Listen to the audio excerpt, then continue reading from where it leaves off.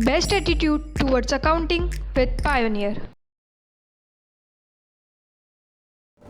Super 30 में आपका स्वागत है। 30 आवर्स आपका कोर्स कंप्लीट, ठीक है।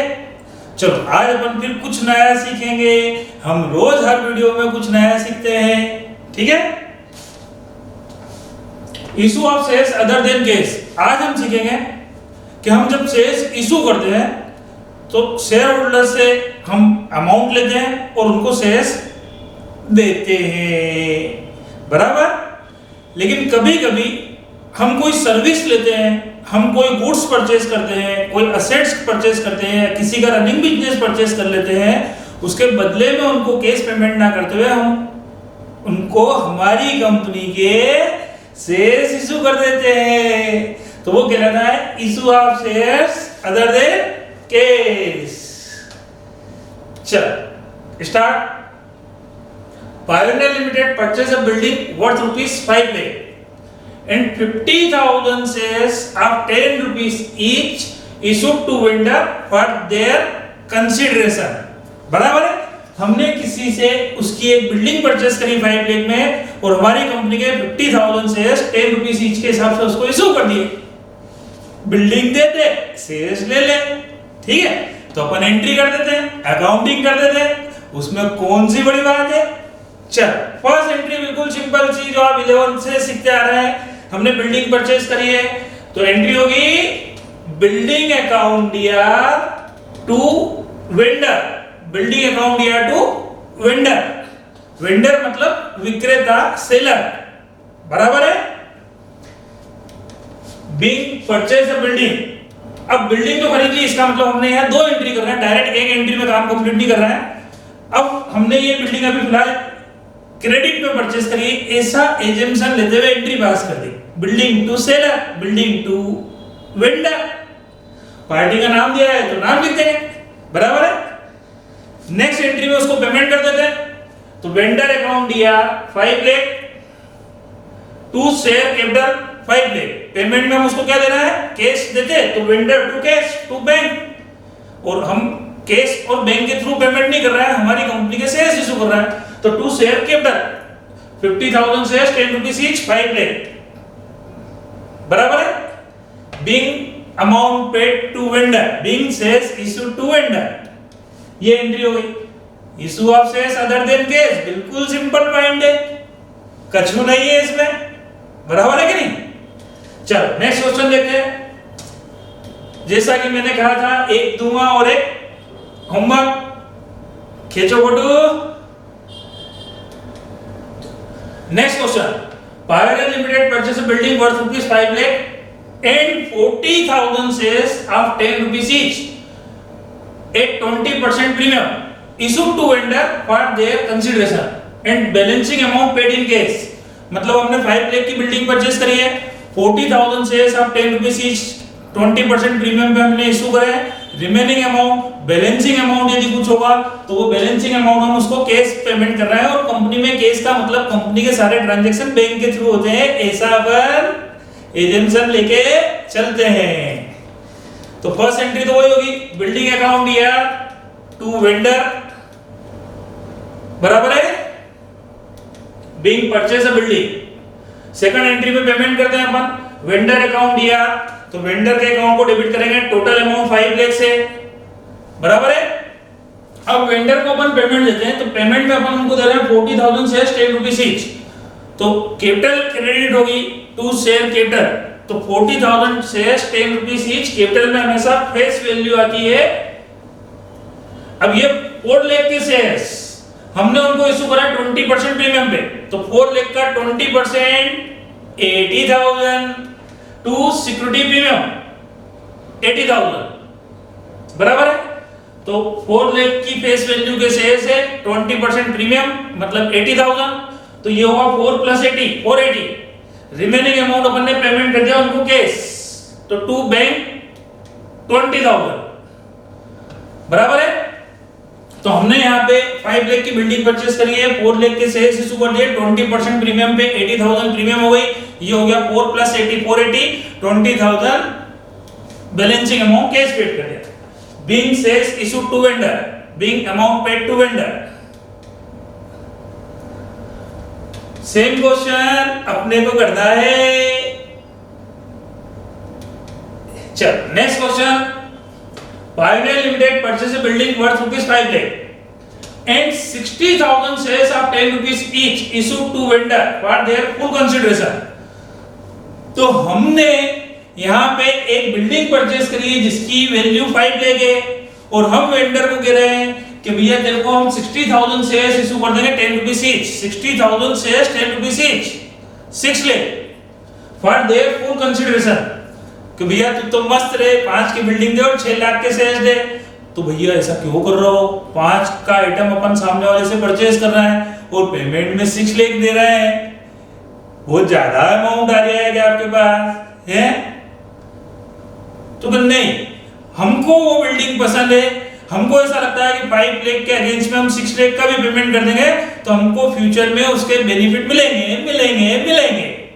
तो यदि अगर आप कोई भी प्रॉपर्टी परचेज करते हो और यदि उसके अगेंस्ट में ज्यादा पेमेंट करते हो जिसमें आपको फ्यूचर बेनिफिट नजर आता है तो वो ज्यादा दे रहा हो, वो एक तरह से लॉस है, वो कैपिटल लॉस है और हम उसको गुडविल कंसीडर करते हैं। क्या कंसीडर करते हैं? गुडविल। जैसा कि अपन ने पार्टनरशिप में भी डिटेल में पढ़ा था, बराबर है। तो वो जो 5 लाख रुपीस के अगेंस्ट में 6 लाख का हम पेमेंट कर रहे हैं, एक्स्ट्रा पेमेंट कर रहे हैं, ज्यादा दे रहे हैं 1 लाख रुपए, तो 1 लाख रुपए गुडविल है और गुडविल को गुडविल के नाम से ऑन पेपर बुक में जब भी रिकॉर्ड करते हैं जब आपने एक्चुअल पेमेंट करा है। तो हमने करा है, हमने 5 लाख रुपए के बदले में 6 लाख रुपए के 6 लाख रुपीस के शेयर्स इशू करे हैं। तो यहाँ गुडविल और गुडविल को हम यहाँ गुडविल के नाम से रिकॉर्ड कर सकते हैं, बराबर है। तो फर्स्ट एंट्री अपनी बिल्डिंग अकाउंट दिया 5 लाख, गुडविल अकाउंट दिया 1 लाख, टू वेंडर 6 लाख कि भैया हम आपको 6 लाख रुपए के शेयर्स इशू करेंगे, बराबर है। हम आपकी बिल्डिंग ले रहे हैं केवल 5 लाख रुपए की, 1 लाख रुपए हम आपको ज्यादा दे रहे हैं, तो वो काहे के? गुडविल। तो एंट्री हो गई, बिल्डिंग अकाउंट दिया, गुडविल अकाउंट दिया टू वेंडर। हमेशा ध्यान देगा, हर टॉपिक में ध्यान रखना, कोई भी हम प्रॉपर्टी परचेस करते हैं और उसके अगेंस्ट में ज्यादा दे रहा है तो ज्यादा देना तो हम बिजनेसमैन है, कोई बेवकूफ नहीं है, हमको उसका फ्यूचर बेनिफिट नजर आ रहा होगा तो हम एक्स्ट्रा पेमेंट कर रहे हैं तो वो गुडविल के नाम से रिकॉर्ड करेंगे। गुडविल हमारे लिए कैपिटल लॉस है, बराबर। नेक्स्ट एंट्री वेंडर को पेमेंट करेंगे तो वेंडर अकाउंट दिया 6 lakh, to share capital 60,000 shares 10 rupees each. तो वेंडर को हमने 6 लाख रुपए के 6 लाख रुपीस के शेयर्स इशू कर दिए। Being purchase consideration paid to vendor, being shares issue to vendor, बराबर है। चलो नेक्स्ट पॉइंट, इच्छा के इच्छा ही करेंगे अपन। चलो नेक्स्ट क्वेश्चन करते हैं। Pioneer limited purchase a building worth ₹5 lakh, 45,000 shares of 10 rupees each issued to vendor for their full consideration। तो हमने 5 लाख की बिल्डिंग परचेज करी है और वेंडर को पेमेंट में फाइनली हम दे रहे हैं 45,000 शेयर्स 10 रुपीस ईच कि भैया ये 4,50,000 के शेयर्स है और हिसाब बराबर, जब में तो ठीक, नहीं तो कोई बात नहीं। और सामने वाले ने, सेलर ने, वेंडर ने आपको उसकी बिल्डिंग 5 लाख की दे दी और उसने एक्सेप्ट करा पेमेंट केवल 4,50,000 के शेयर्स उसने पेमेंट में एक्सेप्ट कर लिए और account settled in full consideration. इसका मतलब हमने यहाँ पे सामने वाले से 5 लाख रुपए का आइटम लेके उसको 450 का पेमेंट कराए, कम पेमेंट कराए, मजा आ गया। ज्यादा पेमेंट दे रहे हैं तो कैपिटल लॉस, गुडविल, और हम यहाँ तो अपन कम पेमेंट कर रहे हैं तो अब ये अपने लिए कैपिटल प्रॉफिट, कैपिटल इनकम, तो इसको हम कैपिटल रिजर्व में क्रेडिट करेंगे। कभी भी कोई प्रॉपर्टी परचेज करते हैं, बिजनेस परचेज करते हैं और उसके अगेंस्ट में ज्यादा पेमेंट करेंगे तो गुडविल और कम पेमेंट करेंगे तो कैपिटल रिजर्व, बराबर है। तो फर्स्ट एंट्री बिल्डिंग अकाउंट दिया 5 lakh, to vendor 45,000 shares 10 rupees each, 4,50,000 और टू कैपिटल रिजर्व 50,000 कि भैया 5 लाख रुपए की प्रॉपर्टी अपन ने परचेज करी है, पेमेंट में बात हुई है केवल 4,50,000 सिक्के शेयर्स इशू करने की। इसका मतलब 50,000 हम कम पेमेंट करेंगे, हमारे लिए इनकम कैपिटल रिजर्व, बराबर है। अब 450 का पेमेंट करने की बात हुई है तो नेक्स्ट एंट्री में पेमेंट कर देते हैं। नेक्स्ट एंट्री हो जाएगी वेंडर अकाउंट दिया 4,50,000 to share capital 4,50,000 being shares issued to vendor being purchase consideration paid to vendor। बराबर है, ये क्वेश्चन भी अपना यहाँ कंप्लीट हुआ। जैसा कि मैंने आपसे कहा था कि मैं बीच बीच में आपसे कुछ प्रोविजंस थ्योरेटिकल डिस्कशन करता रहूंगा, कुछ नए नए पॉइंट डिस्कस करता रहूंगा। तो अपन कुछ नया डिस्कस करते हैं आज। Types of capital. Types of capital, capital कितने प्रकार की होती है? For example, pioneer limited was incorporated on 1 January 23 with the capital rupees 5 lakh divided into 50,000 shares of 10 rupees each। तो पायोनियर लिमिटेड 1 जनवरी 23 को इनकॉर्पोरेटेड हुई है, रजिस्टर्ड हुई है, उसकी कैपिटल है 5 लाख रुपीस, जो कि 50,000 शेयर्स में डिवाइड है, फेस वैल्यू पर शेयर 10 रुपीस। तो 50,000 शेयर्स 10 रुपीस ईच 5 लाख, ये टोटल कैपिटल है, रजिस्टर्ड कैपिटल है। बराबर है। इस फिगर को ओपन लेते हुए इस क्वेश्चन को आगे बढ़ाते हैं एग्जांपल के रूप में।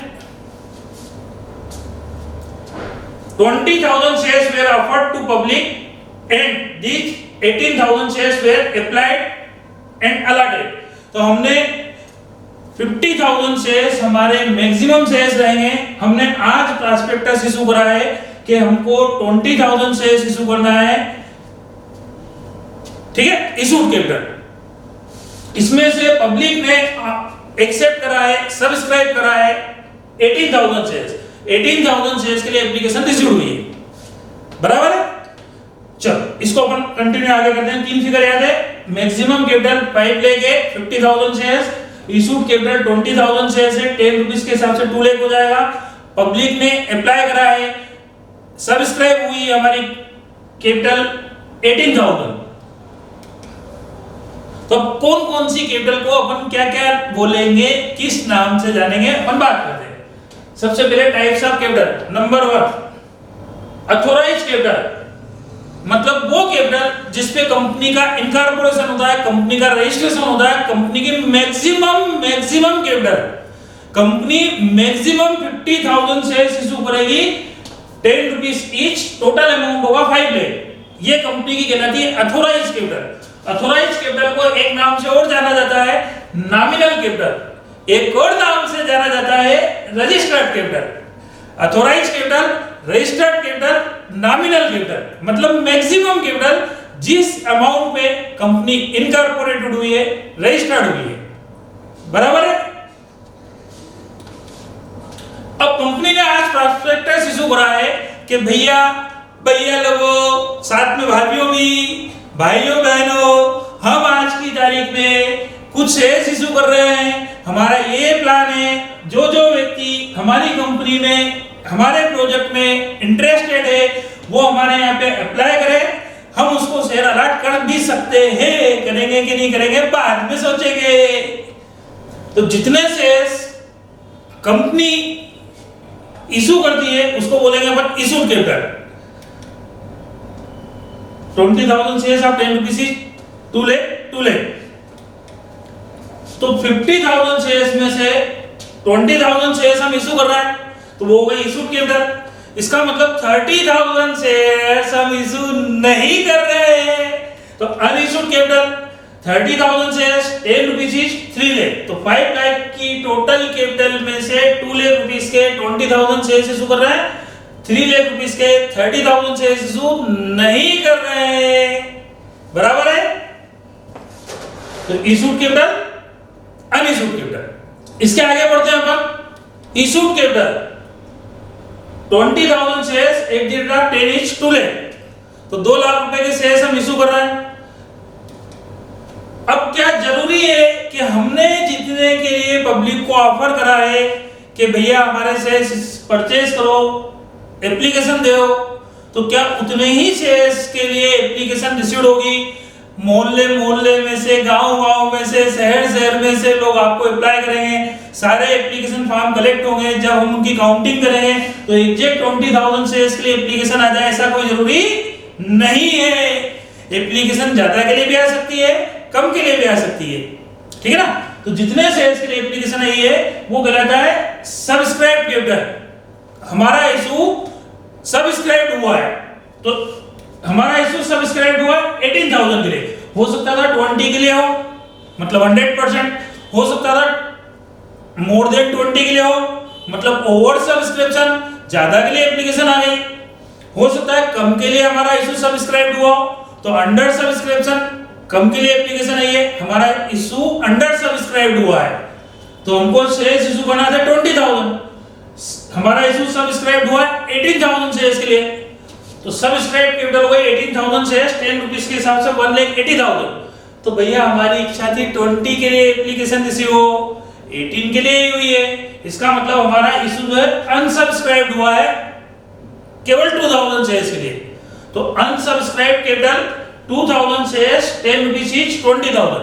तो 20,000 में से 18,000 के लिए हमारा इशू सब्सक्राइब हुआ है, तो अनसब्सक्राइब 2,000 शेयर्स, बराबर है। अब जब अंडर सब्सक्राइब होता हमारा इशू, तो हमारी इशू कैपिटल जो है वो 180 कहलाएगी, तो भैया 5 लाख में से केवल 18,000 शेयर्स, 10 रुपीस ईच, 1,80,000 अब हमारी इशू कैपिटल हुई। ओवर सब्सक्राइब होता है तो हम या तो उनकी एप्लीकेशन रिजेक्ट कर देते हैं, प्रो राटा जो भी अपन ने देखा था, फिर हम 20 शेयर इशू करेंगे, तो इशू कैपिटल 20,000 शेयर्स 2 लाख होती। लेकिन अंडर सब्सक्रिप्शन के केस में जब अंडर सब्सक्राइब हुआ है हमारा इशू, तो जितना सब्सक्राइब हुआ है वही इशू कैपिटल हो जाएगी 1,80,000। तो 5 में से 180 इशूड है अब, तो इसका मतलब 3,20,000 अनइशूड कैपिटल हो जाएगी। अभी लास्ट स्टेप पे अपन ने देखा था 20,000 2 लाख इशूड होगा, तो 30,000 3 लाख अनइशूड होगी। लेकिन अंडर सब्सक्रिप्शन के केस में जितना हमारा इशू सब्सक्राइब हुआ है वो इशूड हो जाएगा, बाकी अनइशूड, बराबर है। अब अपन इशूड पे आगे बढ़ेंगे। हमारी इशूड कैपिटल है 18,000 शेयर्स, 10 रुपीस ईच, 1,80,000। तो हमने 1,80,000 के शेयर्स पब्लिक में इशू करे, तो अगला क्वेश्चन आता है कि आपने 10 रुपीस के हिसाब से शेयर्स इशू करे, तो क्या पूरा 10 रुपीस 100% अमाउंट पर शेयर 10 रुपीस आप कॉल कर चुके हो? यदि हाँ, तो वो कैपिटल कहलाएगी कॉल्ड अप कैपिटल, और यदि ना तो फिर कॉल्ड अप कैपिटल कुछ और हो जाएगी। तो अभी तक हमने 18,000 शेयर्स इशू करे 10 रुपीस ईच के हिसाब से, जिसमें से हमने कॉल करा है केवल एप्लीकेशन और अलॉटमेंट टोटल अमाउंट 6 रुपीस। अभी फर्स्ट और सेकंड कॉल का अमाउंट कॉल करना बाकी है। तो 18,000 शेयर्स पे 6 रुपीस जो है 1,08,000 वो हो गई कॉल्ड अप कैपिटल। अभी तक हमने पर शेयर्स कॉल करा है 6 रुपीस पर शेयर्स, तो 18,000 into 6 1,08,000। तो 180 में से 18 हमारी कॉल्ड अप कैपिटल हो गई। 4 रुपीस पर शेयर्स अभी हमको कॉल करना बाकी है, तो अनकॉल्ड अप कैपिटल 18,000 शेयर्स पे 4 रुपीस के हिसाब से 72,000 अभी हमको कॉल करना बाकी है। अभी हम शेयर होल्डर से मांगेंगे फ्यूचर में, बराबर है। तो जो इशूड कैपिटल है उसमें से called up and uncalled up. अब अपन बात करते हैं कॉल्ड अप कैपिटल की। तो called up capital 18,000 shares, 6 rupees each, 1,08,000। तो क्या आपने पब्लिक से शेयर होल्डर से 1,08,000 6 रुपीस पर शेयर के हिसाब से कॉल करे हैं? क्या सबने आपको अमाउंट पे कर दिया? तो नहीं यार, कुछ बदमाश लोग हैं जिनने हमको पेमेंट नहीं कराए। तो पेमेंट नहीं कराए तो अपन कहां पहुंचा देते थे? कालचिन एरियर में। कहां पहुंचा देते थे? कालचिन एरियर में। तो एरियर कैपिटल तो हमने 1,8 मांगे हैं, जिसमें से कुछ लोगों ने 3,000 का पेमेंट नहीं कराया। 1,8 में से 3,000 का पेमेंट नहीं हुआ, तो वो कहलाता है कालचिन एरियर कैपिटल।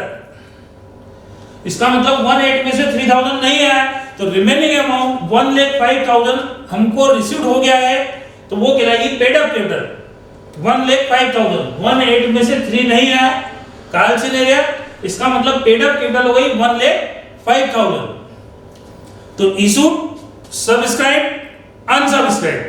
सब्सक्राइब में called up, uncalled up, called up में पेड अप और अनपेड अप मतलब काल्सिनेरियर, बराबर। और जब बात आती है बैलेंस शीट में फाइनली फिगर जो डिस्क्लोज किया जाता है, जो काउंटिंग में आता है, जो टोटलिंग में आता है, वो होता है पेड अप कैपिटल।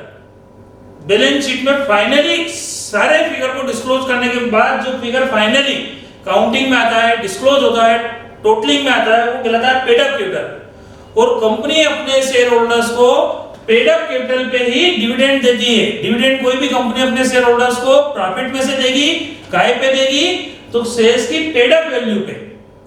डिविडेंड हमेशा पेड अप वैल्यू पे दिया जाता है, बराबर है।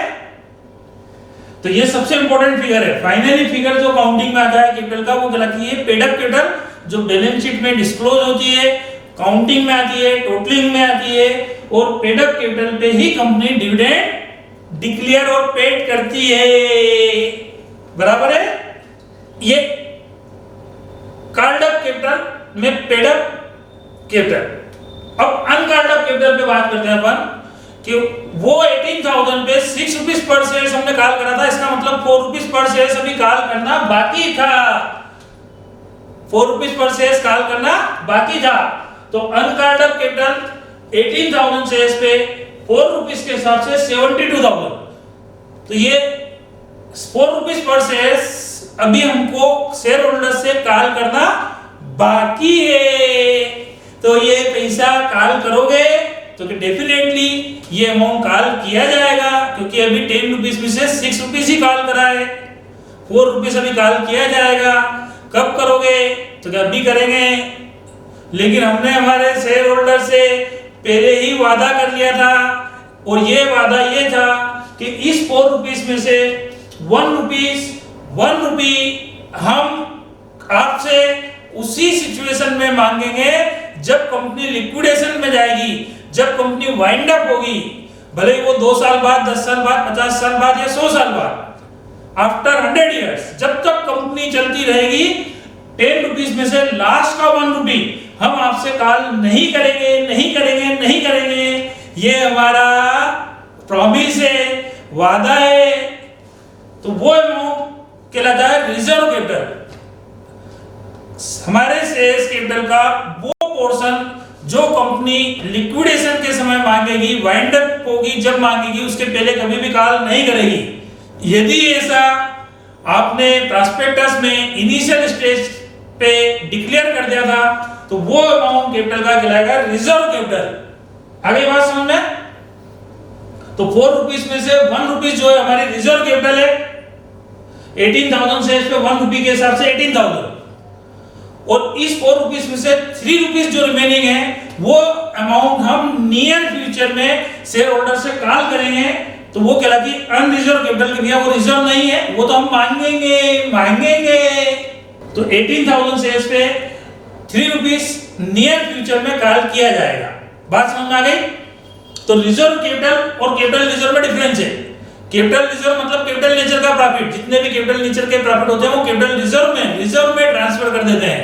और रिजर्व कैपिटल का मतलब होता है हमारी कैपिटल का वो पोर्शन इशूड शेयर्स का जो कि वाइंडिंग अप के समय, लिक्विडेशन के समय ही कॉल किया जाएगा, वो रिजर्व कैपिटल होती है, बराबर। Called on winding up can be called in near future, ठीक है। अब ये जो चीज मैंने आपको 1 बाय 1 समझाई, एक चार्ट में आपके सामने आ गई। Authorise capital, maximum capital, registered capital, nominal capital, जिस पे कंपनी का रजिस्ट्रेशन हुआ। अथॉराइज में से इशूड, अनइशूड।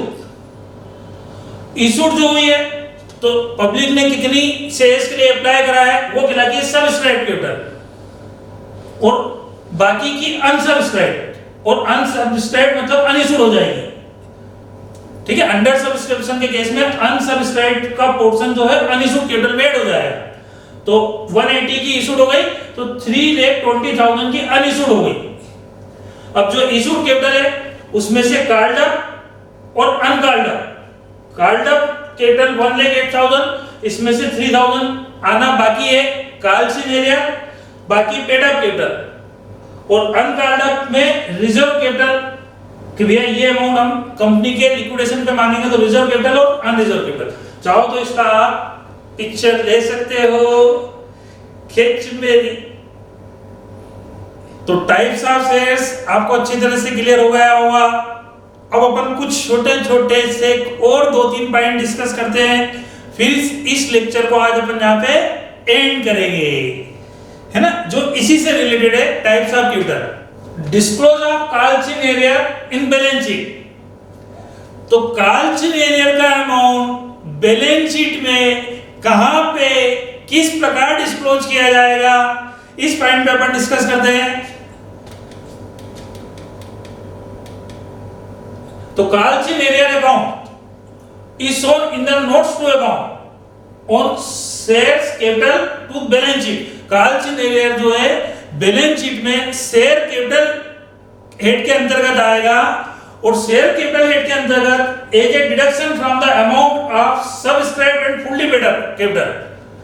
तो बैलेंस शीट के अंतर्गत सब्सक्राइब्ड और फुल्ली पेड अप कैपिटल का जो अमाउंट आता है, उस अमाउंट में से हम माइनस कर देंगे under subscribe capital. Subscribe capital head के अंतर्गत जो सब्सक्राइब हुई है उसमें कॉल्ड अप में से एरियर्स का अमाउंट अपन माइनस कर देते हैं, जैसा कि मैंने अभी आपको बताया था, ठीक है ना।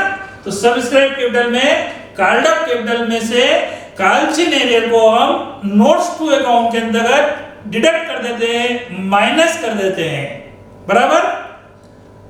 कहां पे? सब्सक्राइब कैपिटल के अंतर्गत कॉल्ड अप कैपिटल में से हम कॉल-चेन एरियर का अमाउंट माइनस करके पेड अप कैपिटल डिसाइड कर लेते हैं, बराबर है। Next point, balance of shares forwarded account. हम जो शेयर होल्डर्स के शेयर्स फॉरवर्डेड करते हैं और वो शेयर्स फॉरवर्डेड करने के बाद रीइशू नहीं हुए, क्योंकि रीइशू हो जाते हैं तो फॉरवर्डेड का बैलेंस कैपिटल रिजर्व में ट्रांसफर कर देते हैं, और यदि वो रीइशू नहीं हुए तो फॉरवर्डेड का बैलेंस बैलेंस शीट के अंतर्गत नोट्स टू अकाउंट में कंसीडर करते हैं। कहां पे, कैसे बात करते हैं? तो balance of shares forwarded account is shown in the notes to account on share capital as last entry. जो भी मैंने बताया, कॉल-चेन एरियर का अमाउंट माइनस करने के बाद में फॉरवर्डेड का बैलेंस हम उस कैपिटल के अमाउंट में ऐड करके डिस्क्लोज करते हैं, बराबर है। तो फॉरवर्डेड पेड अप कैपिटल में ऐड करके हम डिस्क्लोज करेंगे subscribed and paid up capital के अंतर्गत। Next point, balance of call-chain advance account. कभी-कभी बीच-बीच में कुछ शेयर होल्डर्स बड़े मस्त होते हैं जो हमको एडवांस पेमेंट कर देते हैं, टाइम के पहले पैसे आ गए, तो वो अमाउंट हम बैलेंस शीट में कहां और कैसे डिस्क्लोज करेंगे? तो call-chain advance account is shown on the balance sheet other current liabilities. कहां पे लिखेंगे? करंट लायबिलिटीज के अंतर्गत, अदर करंट लायबिलिटीज के अंतर्गत हम उसको कंसीडर करते हैं कॉल-इन एडवांस का amount under current liabilities head के अंतर्गत। करंट लायबिलिटीज हेड में अदर करंट लायबिलिटीज में हम इस फिगर को, कॉल-चेन एडवांस वाले फिगर को हम डिस्क्लोज करेंगे। क्लियर? चलो, आज का लेक्चर हम यहीं एंड करते हैं, ठीक है। आपको हर लेक्चर में कुछ न कुछ नया सीखने को मिल रहा है, और आप इन वीडियो को, इन लेक्चर्स को एंजॉय कर रहे होंगे, ठीक है। Thank you.